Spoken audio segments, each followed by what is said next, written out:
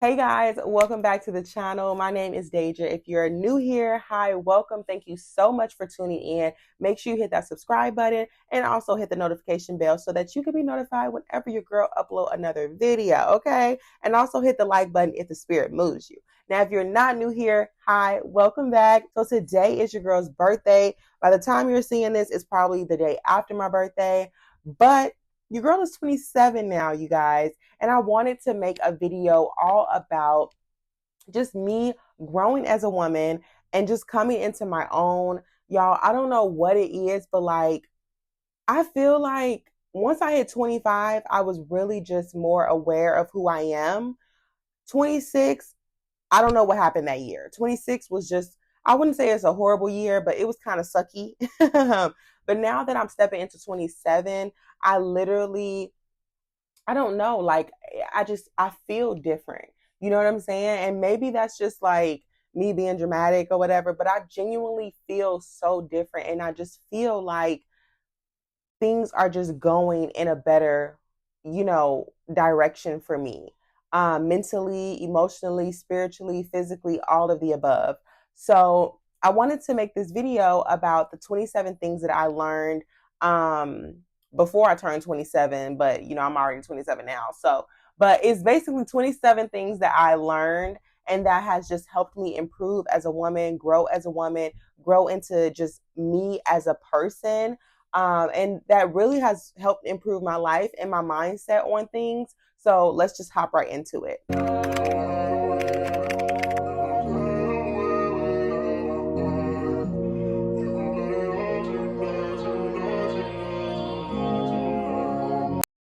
Okay, first things first, it is better to pay it off than to be in debt. Y'all know, if you are not, new to my channel, y'all know, okay, how long it took me to get out of debt.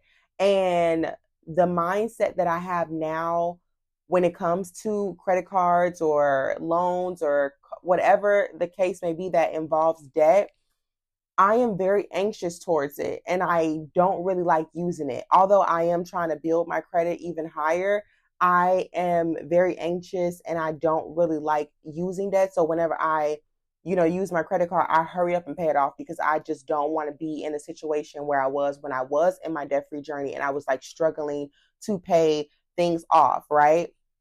So it's better to pay it off than to be in debt. This one is very important to me. And this is something that I had to work on. I would probably say when when I was 26 years old, so like a couple hours ago, before I turned 27, um, I literally would compare myself, like, and not in a healthy way. Like, you know how you can compare yourself to people, or not even compare, but like healthy competition, and you want to push yourself to be on a certain level, because if you're surrounding yourself by people that inspire you, then I feel like that's healthy competition or healthy comparison, right? But my comparison that I was doing was very unhealthy. It was so unhealthy. It was just like, you know, almost wanting things that just it wasn't meant for me, wanting things that God did not want for me. And it was because I was seeing it because somebody was posting it, or I was seeing it on this social media. Like, it was a lot. And I just want to tell people out there, if you're doing this whole comparison thing, please rewire your brain and do not compare yourself to people, especially when you're looking at your life and comparing it to people's social media lives. Like, half the time, people, most of the time, all of the time, people are only showing you what they want you to see. So it's not like, they're showing you the ugly, the good, the bad, all of that. No, they're showing you just the good. They're not showing you the rest. Number 3 would be learn to love your flaws. And when I say this, I mean like any type of flaw that you have, learn to love it, because God did not make a mistake when creating you. You know what I'm saying? So like, really just accept who you are. Number 4 would have to be go through the grief. Oh my goodness. If I could tell myself this, if I could go back when, like, okay, I wouldn't want to go back when my grandmother passed away. I just wouldn't, because that was just the darkest time of my life. But if I could go back and just whisper in my ear and just tell myself to go through the grief and not try to numb the pain, I feel like life would just be so much better for me, because I spent like a good year and a half, maybe 2 years, really just numbing the pain. And when I say numbing the pain, I mean numbing the pain with every single thing that you could think of. And well, like not hard drugs, you know what I'm saying? But like drinking, going out, doing different things that just was not in my character, was not who I was as a person. And it just really showed in how I looked. It showed in my sleeping schedule. It showed in my attitude. And I think losing someone that's super close to you is probably the hardest thing that anybody would ever go through. But going through the grief, or going through the pain that grief causes of losing someone, is something that it's like a rite of passage. You know what I'm saying? And I had to learn that the hard way. I did just I don't know, like I just didn't want to focus on it. I just wanted to not think about it. I wanted to move on. I wanted to forget about it because it was just so painful. But I'm telling you, if you get through the grief and you know, go through the pain, it's purpose on the other side of that. And I recognize that now. I just wish I would have known that, you know, back then. Number 5 would be budget your money. Ever since I started budgeting my money and really understanding where my money is going, I have been so much better with saving and just really accomplishing small goals that I have set for myself financially. And I wouldn't be anywhere financially if it wasn't for learning about the Dave Ramsey podcast, learning about Asia Dang, and really turning my life around financially. But really budgeting my money and understanding where my money is going is just chef's kiss. You know what I'm saying? Um, Next thing is never leave a job if you don't have a backup. Now, this is the obvious. I get that. I get it. It's the obvious, but your girl had to learn the hard way. And this was before I got my recent job. I literally left a job because I was so conditioned to getting another job. And I'm also one of those people, like, I don't mind leaving. I was very uncomfortable and I just did not like the job. And I left without a backup plan. Very dumb. Thank God I had a savings. But even that, it was just like, oh, I'm not working. I need to do something. So instead of, you know, just sitting at home, I literally started going out and spending more money, and then like trying to figure out how to not blow through my savings, but also not feel like a bum because I'm not working. So yeah, so that's what I would recommend. Just don't do it, y'all. Okay. Cause it is not fun on that side. Okay. The 7th thing I would definitely say that has helped me, is just being grateful for what I currently have. I am the type of person that I'll pray for something, get it, and then I won't, like, not saying that I won't be grateful for it, because I feel like I'm definitely grateful for everything, but I'm just not verbally saying every single day and just being appreciative every single day of the current blessing that I prayed for. Or the, you know, like if you pray for something and then you get it, you kind of like mistreat it and just like, okay, I finally got it, so on to the next. That's literally how I am. So trying to get out of that and really just understand that I am so grateful.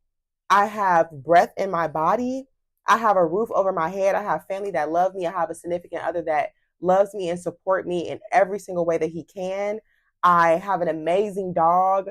Um, I have a bed to sleep in. I have food. I have clothes on my back. Like, just being grateful for the things that I have every single day that I kind of take for granted. That is like something that I am being very intentional about as I'm just moving forward in my life, just making sure that I am always stating to myself and to God how grateful I am for the things that I have. You know what I'm saying? Like, not having to worry about money because I know that God is my source. So just being grateful for things and just understanding that I could be it could be way worse, but God. Okay. Thank you. All right.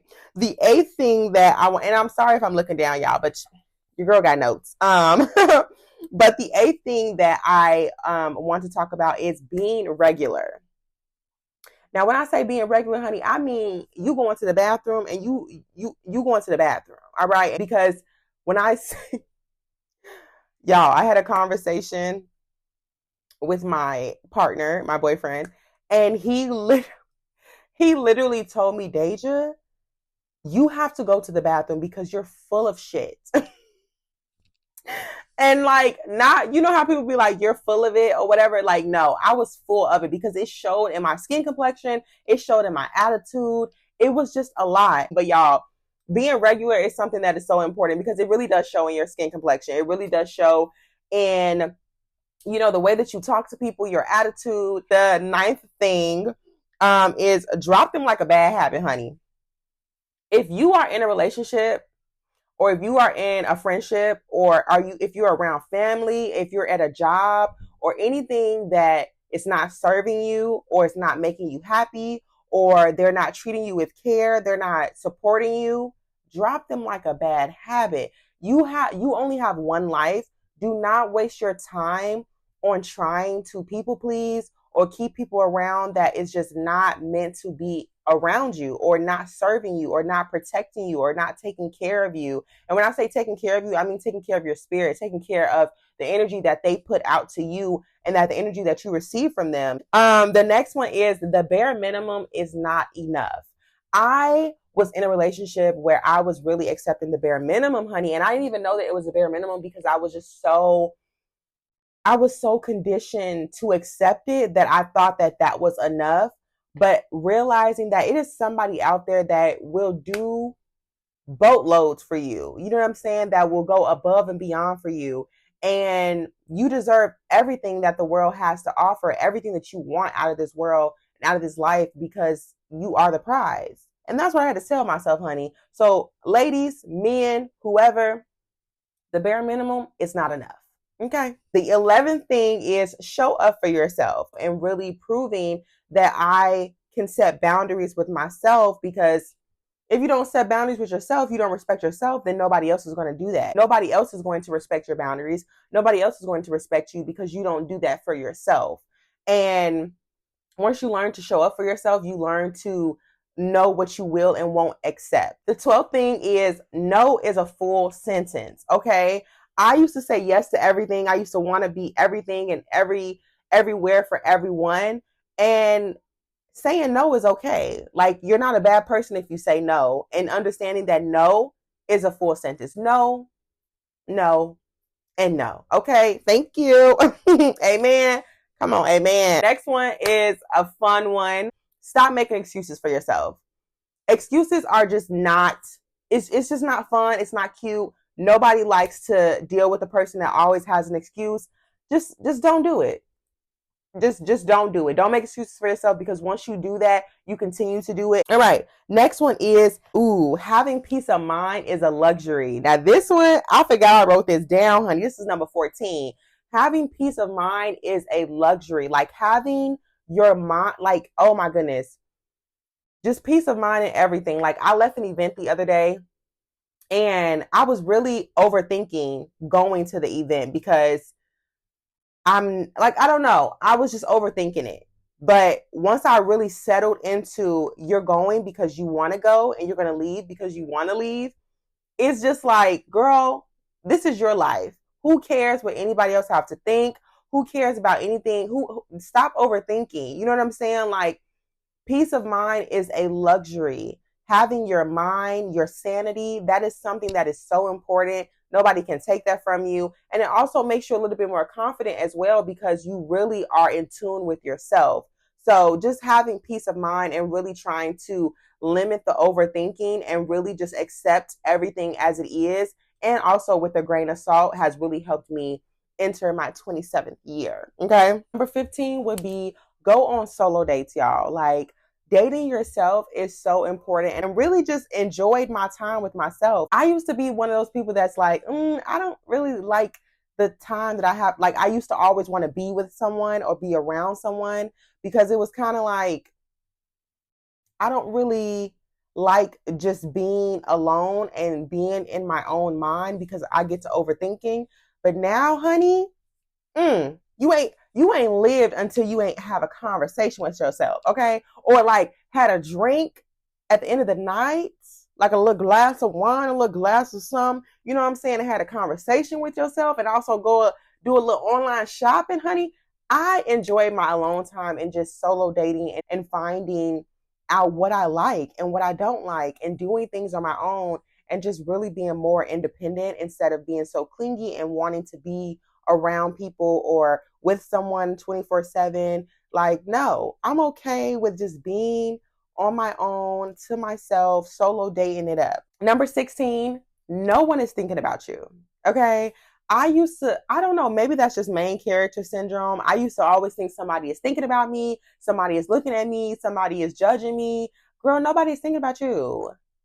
Nobody's thinking about you. So get a grip and understand that you are literally not even on one's mind. So you should just live life for yourself. Period. Number 17, coworkers are not your friends. Period. That's all I got to say.